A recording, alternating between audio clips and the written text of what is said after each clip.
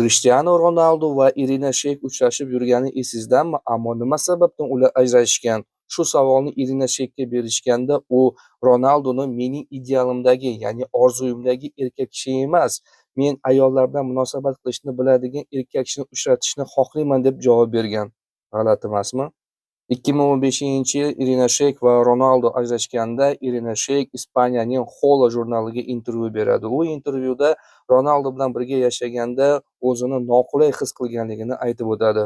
Britaniyaning The Sun nashriyotiga bergan intervyusida Irina Sheyk Ronalduga beg'uborcha ishonganligi va aldanganligi, Ronaldu esa o'z navbatida unga xiyonat qilganligini aytib o'tgan. Irina Sheykning bu gaplarni aytishdan sababi ajralishning asosiy sababini yashirish bo'lgan. Ajralishning asosiy sababini Krishtianu Ronalduni o'zidan eshitsak. Nima sababdan Irina Sheykni tashlab ketganimni bilasizmi?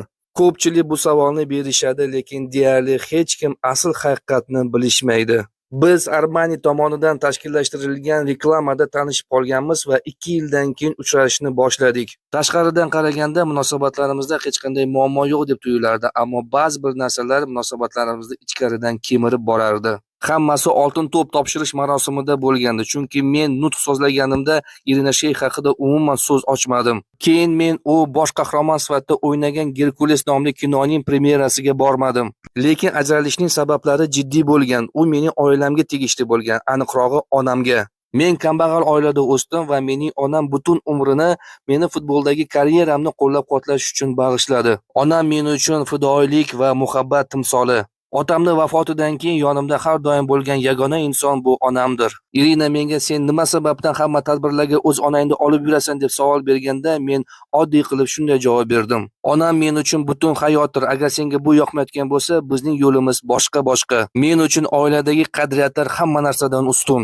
Agar kimdir buni tushunmasa, unda munosabatlarning kelajagi bo'lmaydi. Xulosa o'zingizdan. Sizni bilmadim-u, lekin men Krishtianu Ronalduni aytgan gaplariga ishonaman va uni qilgan ishi to'g'ri deb bilaman.